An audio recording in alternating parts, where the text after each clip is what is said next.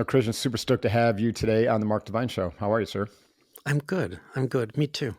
Yeah. Well, thanks for joining me. Joining me from New York City, the Big Apple. Exactly. Exactly. I mentioned just a moment ago, I was there from 1981 to 1985. Those And are intense days, they were I would intense. And imagine. not Colonel, Ed Koch had just left office, and we had David Dinkins was the mayor.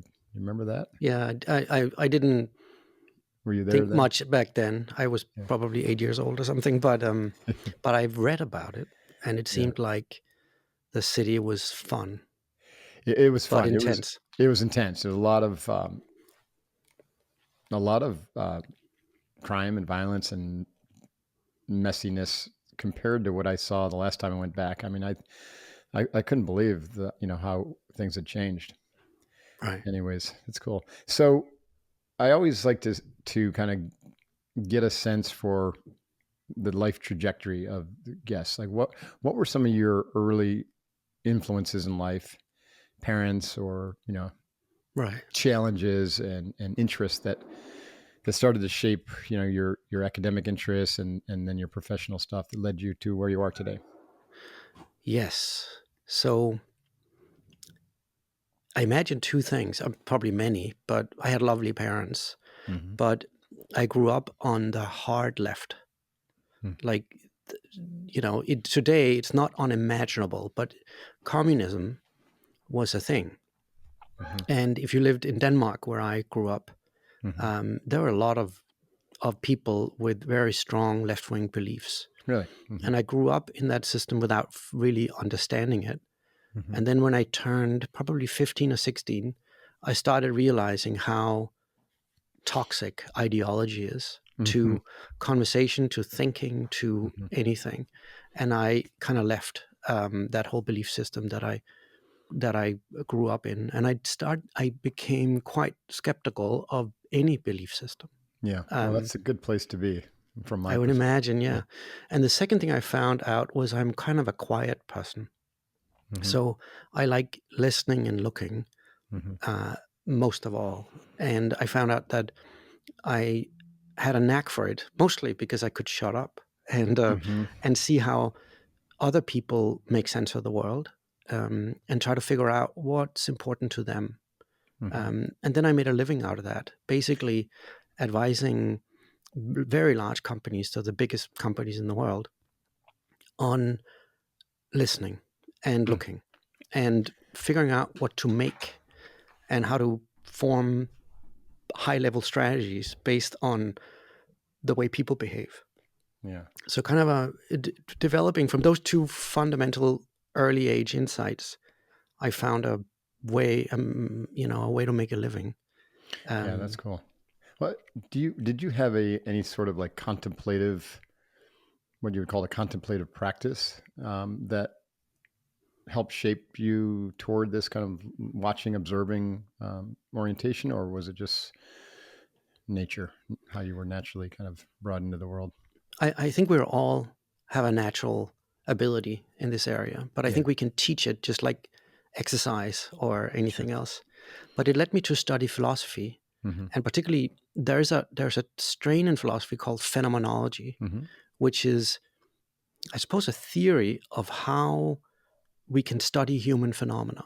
We Right. can study things like what you just asked me, like contemplation is a Mm-hmm. is a is a human phenomenon, and you can look at how people contemplate and how people make sense of the world by carefully listening and looking at them. So I found a philosophical framework that I'm trying to describe in the different books I've um, written, and also the teaching I've done, and the practice I've had as a professional observer. But it was really phenomenology, the theory of phenomena, of social phenomena, Mm-hmm. that sort of clicked for me, and have been my sort of a guide for Yeah. me all along. So I suppose it's the combination of a natural interest in other people and observing other people and how they see the world, and then a philosophical framework that Hmm. made sense to me, and I think is underappreciated and highly exciting. Yeah, I think that's fascinating.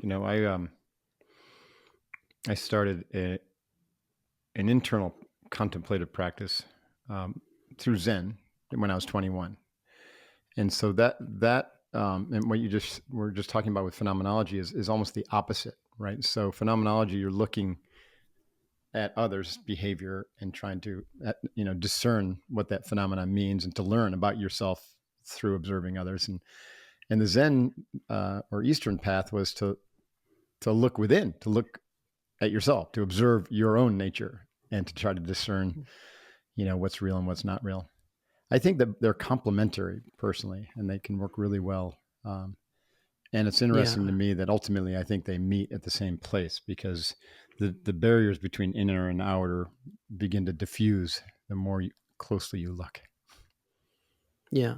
The watcher and the watched Right. are highly interlinked, That's and right. you can't see anything about other humans unless you use your own humanity and your own experience. Right. You can't look at people and truly understand them as if they are bacteria in a petri dish. You Hmm. have to, you have to use yourself, and so if you don't understand things about yourself, where you come from, you can't understand where other people come from. So I think Hmm. you're right; they're highly connected, and not naturally. It's not natural always for people to have both. It's Hmm. often one practice or the other.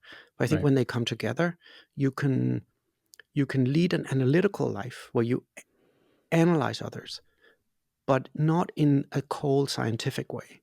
Hmm. You you know, jokes aren't funny unless you use your own um, um, humanity. Reading Shakespeare is not interesting unless you use yourself in Right. trying to understand what it It is. moves yourself through the Exactly. story. Yeah. The idea from consciousness studies is codependent arising, right? This idea that the reality out there is codependently arising with the reality in here. And this is where Yeah. the scientists like Heisenberg, they got a little stuck in the point of this. Everything was objective, and also the subjectivists got stuck if they believed everything was subjective, and so it was.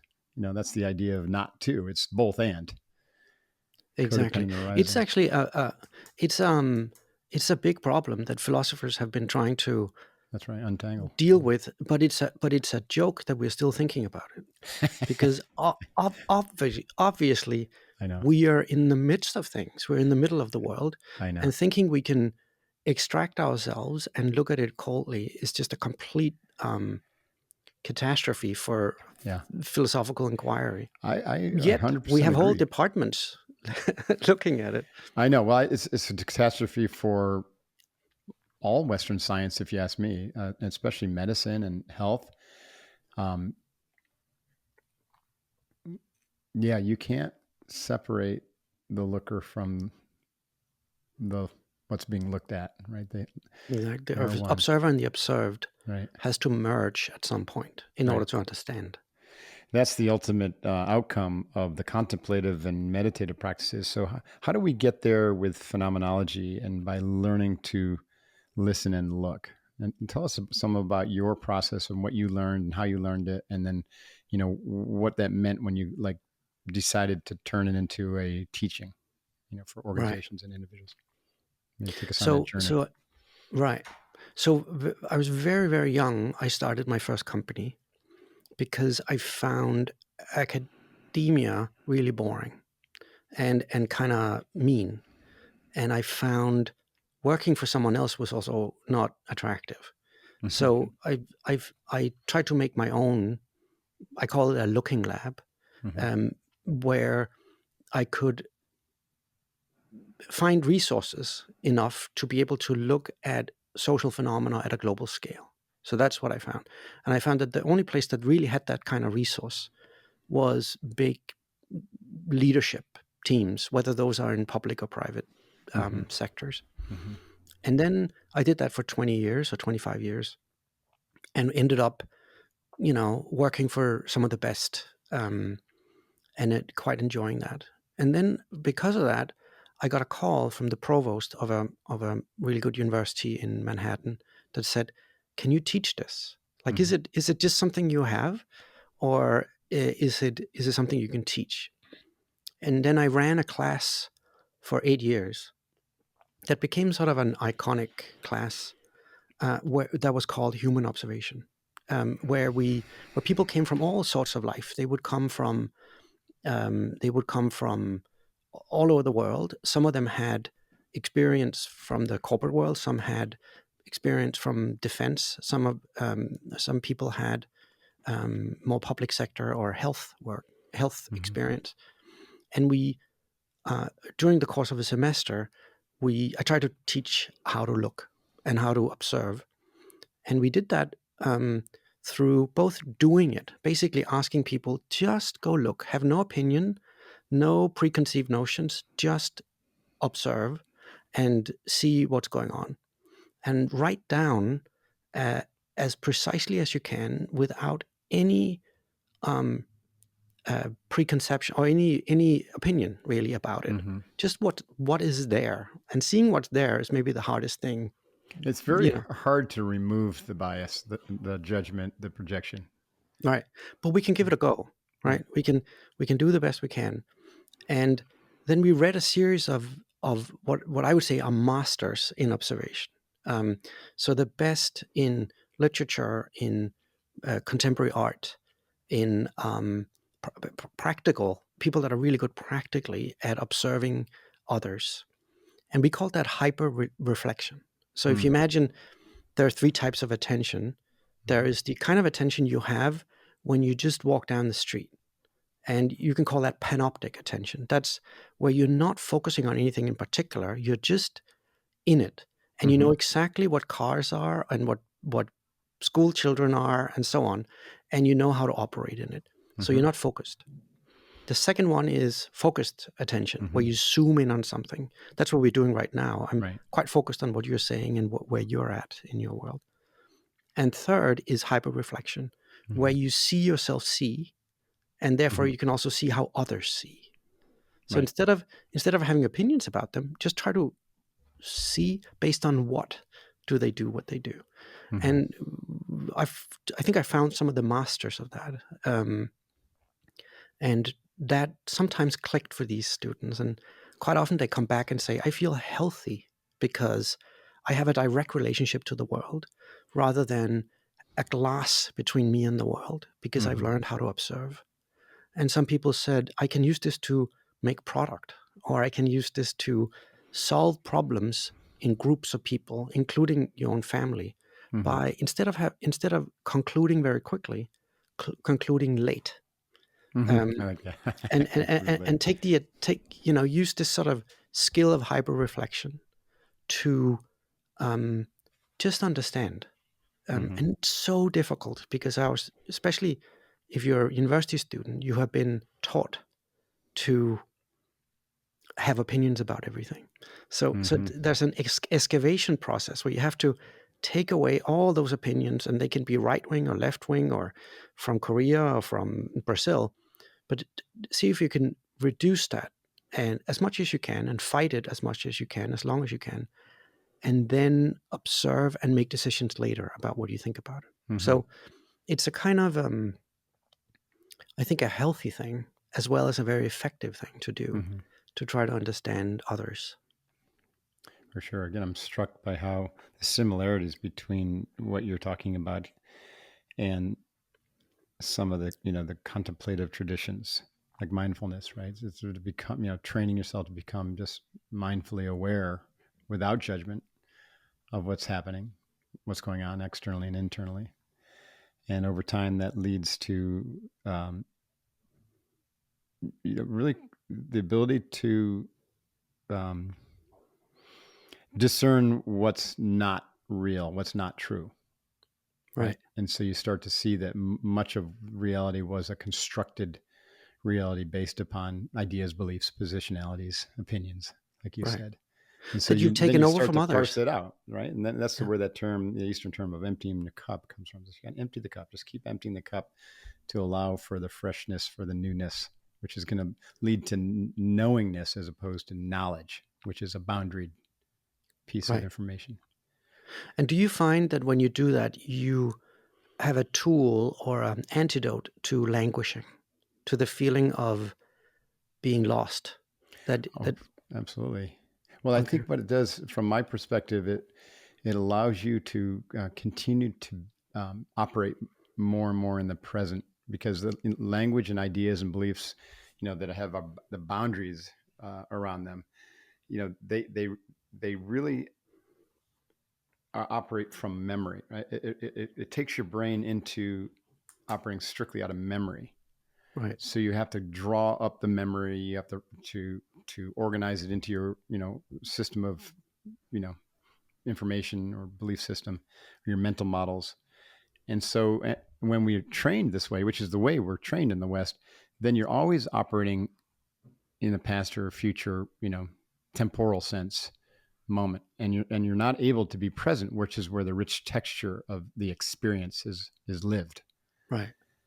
And so having a practice like what you're describing of deep looking and listening, which is not dissimilar from mindfulness, if practiced well, you know that's the rub. I want to get into that. Like, how do you teach these skills? Then the structures, and you don't have to tap into memory, right? You just begin to open up to the reality of what is right now happening. You don't need to name everything, but like you said, you appreciate the context, but you don't need to name it and parse it and store it. Just allow it to flow freely, and that's what those flow states begin to you experience it as a state of effervescent, kind of rich texture flow, Right. as opposed to that looking glass. You're staring out at the world, and yet you're locked inside this little mental prison. Right. Yeah. I mean, for me, the world of other people is so interesting, Yeah. and not magical in the sense of religion, but Mm-hmm. just wow. I mean, just when you walk out the door It's and you see extraordinary. why do they do do they do it in that way, and where does that come from? Yeah. So an example could be, if you live where I live, the relationship to nature is abstract, That's right. and Yeah. and the relationship to nature is very almost scientific. So, for instance, people are concerned with climate change, and Mm-hmm. climate change are graphs coming out of abstract systems like the UN. Right. Right. About Exactly. and temperature is quite abstract Mm-hmm. for people, but that's the relationship we have to nature. Now, Mm-hmm. if you take somebody from here that has very strong opinions about that, and you transplant them to northern Texas, say, or in the Midwest somewhere, and you take that idea of what the phenomenon of nature and how humans relate to that, and you then, instead of saying these people don't care about nature because they don't care about those graphs, Mm. you can look at how do they relate to nature. And the word nature might be the wrong word, but they do care about the outdoors, That's right. right? And have a very concrete relationship to nature. So maybe we don't disagree so much. Maybe we Mm-hmm. just have different ways of saying how much we love the natural world, where Mm-hmm. one is seen through one lens of abstraction and the other one is seen through one lens of basically taking care of the waterways Mm-hmm. and so on. Um, and if you do that, for instance, if you want to make electric vehicles, it's nice to know that people relate to the electric vehicle differently because we talk about nature differently. Mm-hmm. And you can't see that by you can't see that by having judgments about other people. You have to be in the midst of it and Mm-hmm. understand the context of the relationship to the world. And then Mm-hmm. it turns out that many of our differences are basically misunderstandings.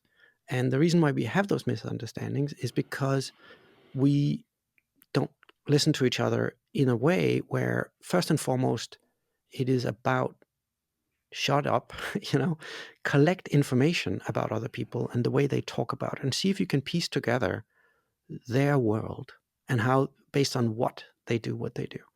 And for Mm-hmm. me, that is not just magical and beautiful, it's also enormously practical.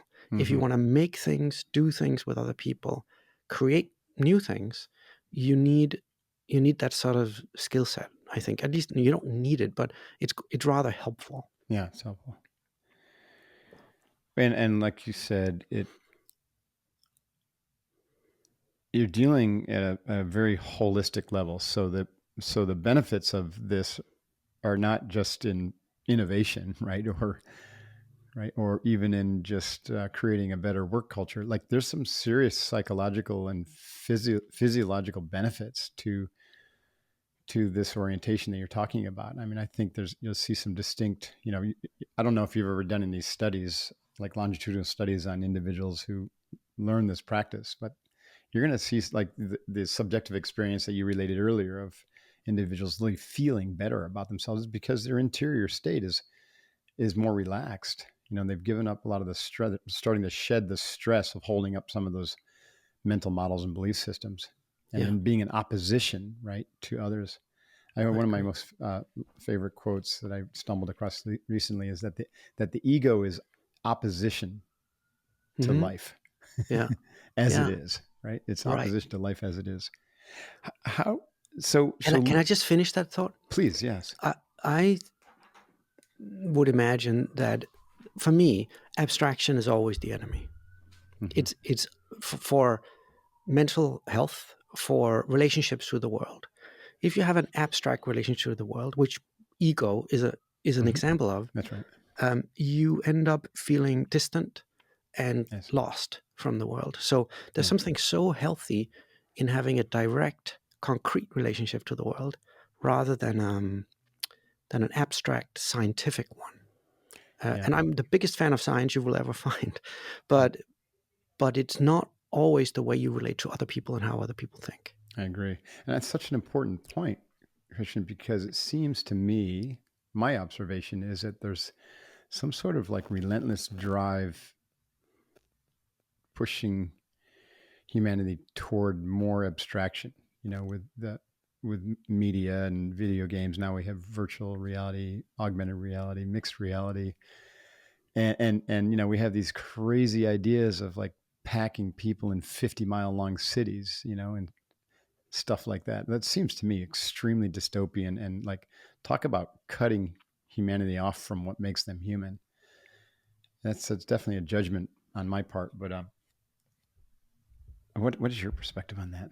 What do we do about it? I think we just went through a big experiment where life became very abstract. Mm-hmm. It was work happened through screens. Mm-hmm. And there was this idea that the new normal was that we don't need others. We don't need offices. We Mm-hmm. don't need the deep, everyday, holistic interaction with other people. We could really, basically, be a brain in a vat. Um, That's right. The ultimate version of that. and I don't like that, and I Yeah, think it's wrong, and I think it's very unhealthy. I agree. So listening and looking, they're I mean, these are senses that we have. We look with our eyes, we listen with our ears, but I think it's more. You're talking more about just how do we use our eyeballs and how do we use our ears. So break down for us what it means to listen and to look, and how do we develop these skills that Right, in a way that brings us more of this vital lived experience and right. context. If you talk to scientists about what perception is, they'll say it's a data input, right? So Mm-hmm. our retina is hit by a color, let's Mm-hmm. say, or a distance, Mm-hmm. an abstract thing, and then somehow our brain adds that all up to our meaningful world. So Mm-hmm. we take a color of a sweater, let's say it's red, then there is a Pantone strip that has that exact color, and it probably has a number, Mm-hmm. and you can precisely measure that. But that red strip on a fire truck or on a sweater are vastly different. Same Mm-hmm. color, same data input, but completely different in terms of how it's experienced. Right. One is very woolly, and the other one is very fire trucky and shiny. Uh, so a data input belongs in a world. It belongs in the world of fire trucks or sweaters. Right. Um, thinking that we see unique individual data points, I think is wrong. I think we see wholes. We see the whole of something, the whole of a school, or the whole of something, So the idea to add up individual discrete data points, I think, is wrong. And I think we see, an example is, for instance, if you see a train in the distance and you stand on a train station, it comes at you and it's quite small. It's like a dot in the distance. And then suddenly it snaps into place and it's big, right? It's not an even increment. It's not a ramp of even increments that it gets bigger and bigger and bigger and bigger. It's either small or big. It's either a dot or a train. So we don't see individual data points. We see the whole of a train, or the whole of a school, or the whole of a city. And that's how you look. You look for, how does this whole hang together? How is that a meaningful thing? Rather than splitting it up in its individual decisions or individual units, you have to start with the point that the world of humans are experienced as wholes, fundamentally at the deepest level. And looking and listening is then figuring out how this whole hangs together, whether that is for being in a different city in the world, being in a new culture, going to a dinner party, anything like that works as a holistic structure. And for me, seeing is figuring out how that holistic structure, what it is, and how it works for others. So that's what I try to train my students in, and it's what I've done in my practice, is that these holes, it doesn't have to be in that way, but they are in that way right now, and we try to look for that. So the scientific idea of empiricism, of empirical evidence that somehow makes a meaningful world, is just a blind alley. It's misunderstood. And it's what we have in the technological world right now, right? You think you can piece together a human world through sensors and cameras. And in my opinion, you of course can't do that. You need a human to make sense of that world. I agree. So that's the fundamental, you can say, philosophical point, is that humans experience and perceive the world in wholes, not in parts. And the part only makes sense on the background of a whole. There is no such thing as an individual impression. It's always on a background of something bigger and more important and more human. So we're talking really about perception. So we have the physical act of seeing. We have the eyes, and the brain constructs the imagery, and then we have this visible, assuming we have eyesight, we have this visible orientation to the world. But that's different than the idea of perception, right? Because you could say that two of us, of course, we're looking at different things. I'm looking at you, you're looking at me. Actually, looking at my camera, which is showing a representation of you, which is kind of weird. But I'm much rather be sitting across from you in person. But we're perceiving, and people perceive different things, and this is based on their conditioning and how they've trained their mind to be able to perceive. Right. And this is where we get into some of the mental training of why the Eastern traditions and mental training and what you've brought to the fore through, your phenomenology, and is so powerful, because without specialized training or the intention to perceive differently, then you don't really get to open up that aperture, which just means also, you can look at it in two ways, both expanding the range of your perception, but also the depth of the intimacy of that perception, the lived interrelatedness or codependent arising, right? So that without specialized training, or maybe it's there, but then it gets trained out of us. So we have to train it back in, bring it back online, right? So I think it's certainly there when we're children. It's just we build too many barriers by particularizing everything into its parts, like you said. I don't know if there was a question in there. I think I was just kind of riffing, but this difference between looking and perceiving, I think, is really important, because it helps to recognize that the lived world is ultimately a mental representation, right? And we can then work with that in a different way than just thinking subject object. Right. A bunch of billiard balls bouncing around and hitting each other, you know? Right. Yeah. The fundamental misunderstanding is the subject object distinction. Right. Right. That we are subjects and we perceive objects, Right. but we live in the midst of them. Like we're in the midst of a meaningful world, and I can look at you as an object. I can look at a chair as an object, but that's not how fundamentally I experience it. I Mm-hmm. experience the situation we have here, and a chair I experience for sitting in a room, rather than an abstract object. Right. And it is a misunderstanding of human perception to think that we perceive objects as subjects. So that distinction, Mm-hmm. which is René Descartes really, Mm-hmm. all the way back, is a Mm-hmm. misunderstanding, I Right. think. And that's the beginning. That's the philosophical beginning.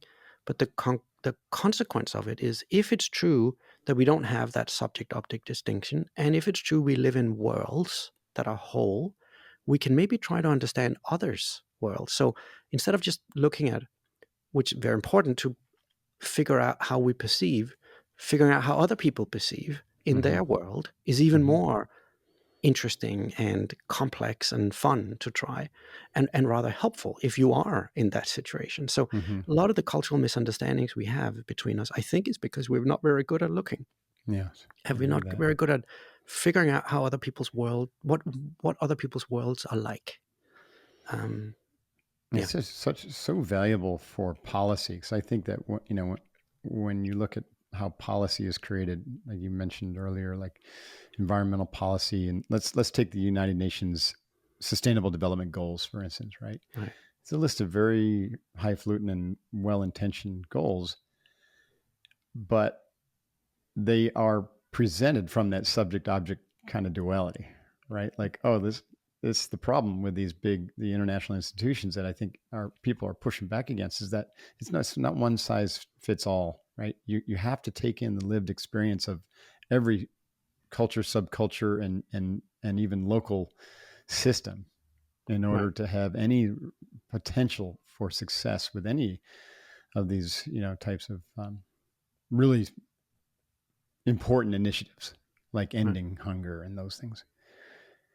So in your work with like global leaders, have you had an impact? Has this work had an impact where you see it maybe influencing policy to help change some discourse? I hope so. I Yeah. mean, that's what, maybe I'm kidding myself, but the first of all, I like big companies. I like big organizations. I like Mm-hmm. figuring out how they work. And I've seen that if you can challenge, especially the leadership, in terms of seeing the world, it in this way that I'm talking about, you can transform product lines. You can transform relationships to employees. You can transform the very way they see things, Mm-hmm. and helping healthcare systems to understand what it's like to be a nurse, like truly, like what is it like to be a nurse, Mm-hmm. what's it like to be a patient that's just told that you have cancer. Mm-hmm. If you don't understand that, how can you run it? Like how can you meaningfully run things efficiently, well, you know so for instance, if you're an executive in an automaker, in a car company, then you live a life where you're so distant from people that actually buy cars, Mm-hmm. Right. because you haven't bought a car for 25 years. Yeah, they give them to you, and they're clean and they're full of gas every time. So how are you going to understand what it's like to own a Fiesta that's breaking down and you can't afford fixing it, right? Mm-hmm. So when you take executives out and do that, you can see them change the perspective they have, and that can change everything in a in Mm-hmm. a in a company. So I've seen that many places in the world over the 25 years of my career.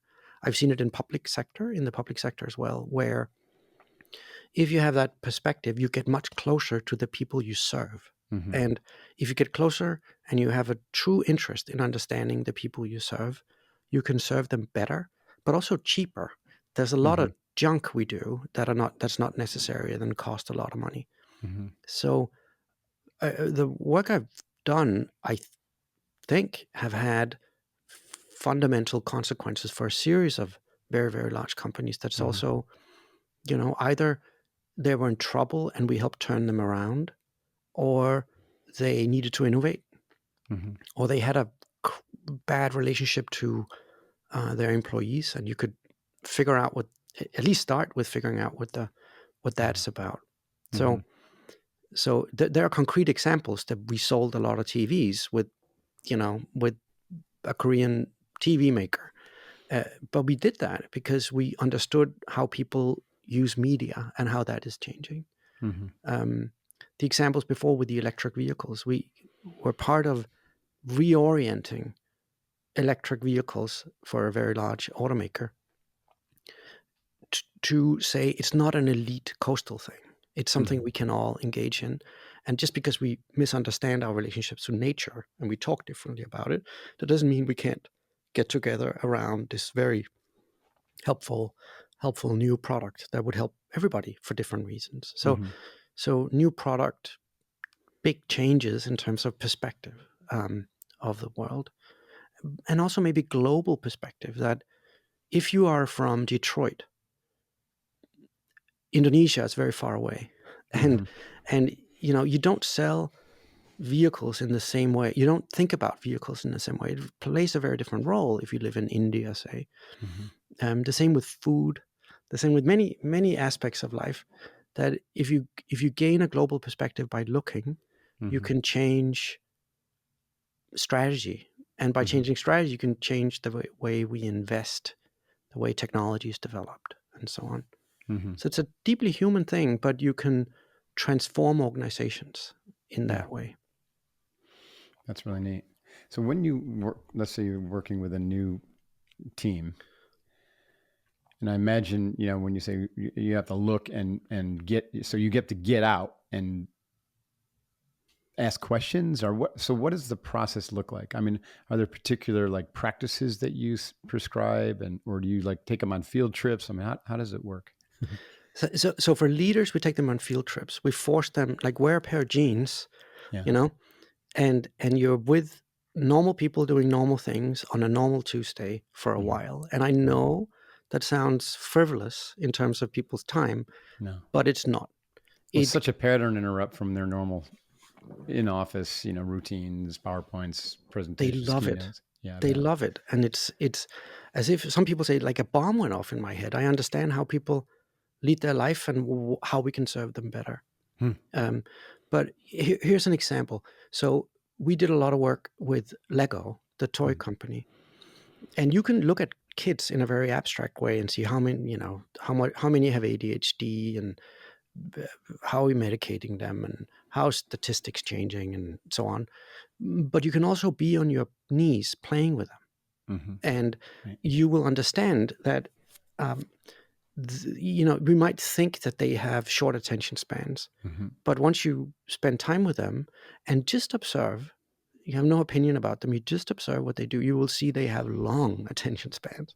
Mm-hmm. And that means everything for a company like Lego, because they make things where they make objects that are necessary to have long attention spans for. So you can redesign. In this case, you can redesign based on an understanding of kids that come from being with them for long enough and concrete enough to um, to understand things on their terms rather than projecting your own ideology on them. Mm-hmm. Is hyper reflection something that just kind of comes about as the process of spending more time just watching and listening, or is it something? Is there some method to develop it? Some other method? Right. So hyperreflection has a data collection part, which is Mm-hmm. looking, recording, and then it has a analytical part, you could say, which is using theory and in my Mhm. case, it's phenomenology, to see how you piece together what's going on here. So you need some sort of framework where you try it out to see, is this the way that makes sense to them? Is that the way that makes sense to them? And Mm. in my new book, I try to describe a series of tools that you can use to, on top of, I call it empirical, you can call it many things, but um, looking, recording what's going on. And it's a two-step phase. If you start using theory from the beginning, you misunderstood the whole thing. You start by looking, and then you try to make sense of it. And my previous book was called Sense Making, which is basically the tool with which you can make sense of collected evidence Mm. about how something works. Mhm. Um, maybe I can give an example. Yeah. So, homelessness is a debate we have in America right now, and Mhm. some people think on one side of the debate we say, well, um, that is a horrible thing, and we should fix it with police, and other people say, no, it's a kind of understanding and empathy to have it happen. Um, and both sides, I would say, haven't spent much time looking at what it's like to be homeless Mhm. and what it's like to not know where to sleep tonight. Mhm. And I had one of my students out. So he was out several, I can't remember how many nights, but following what it's like to sleep on the streets. Wow. Yeah. And he found three things that were quite interesting. He said smell, light, sound. So the what really was interesting was that the smell, if you get close to homelessness, it has the same smell as tooth decay, Hmm. which is the same smell as bodies that are dead. Mhm. So Right. so it smells of death, which is a just permeates the experience. Mhm. The second was sound. We think for sleeping in the streets, you need low levels of sound. But the sound level in New York City, where he did the research, is so high. It's really intense at night because there are trucks and Yeah. garbage collection and all kinds of things happening. So the sound level was completely surprising to him. And the third one was light. So the brightness of the light for sleeping in the streets needs to be very, very high because outside of bright light, it's unsafe. All Right. kinds of things can happen to you.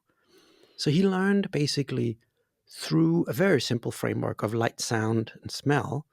He learned a little more about what it's like, and he went to talk to the government, to the city, about it, and took people out from Hmm. that make Mhm. judgment about big decisions about what it's like to be homeless and what to do about it, in order to have them like in a visceral way, in a bodily way, Mhm. understand what it's like. Mhm. Um, what it's like to only sleep 2 hours at night, because you'll never ever get more Mm. when you have that level of smell, that level of sound, and Mhm. that level of light. And it's torture, really. Mhm. And it gives you a very different sense. And it not the full, he's not homeless, Mhm. but he understands it way better. And I think he would be better at formulating policy than Mhm. if he hadn't done it. Let's say it in that way. Right. No, I agree with that.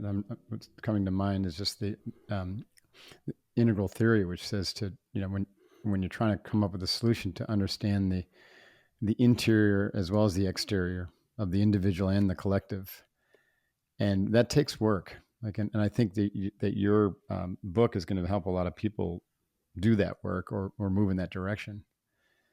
Thank And you. so your book's titled "Look: How to Pay Attention in a Distracted World."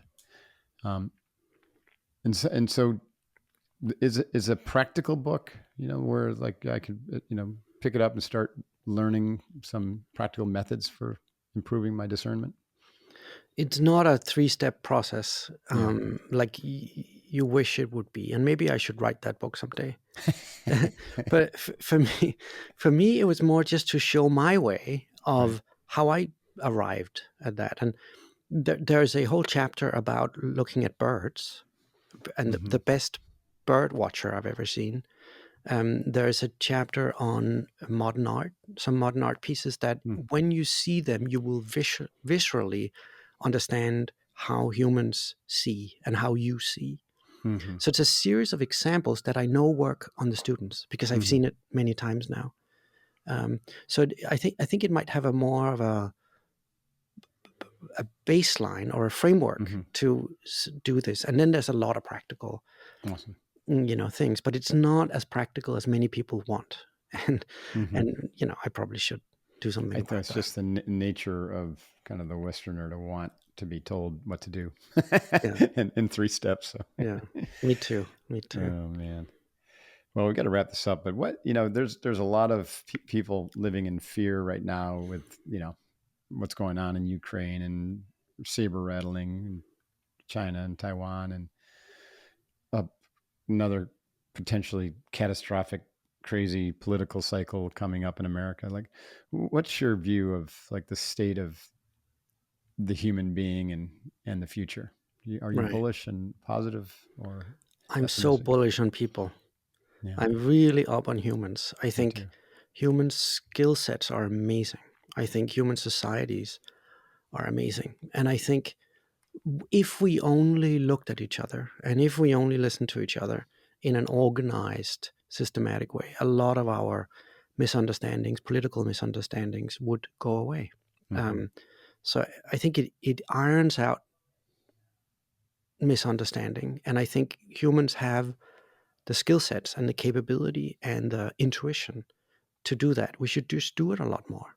I agree. Um, so I'm up on humans. That's awesome.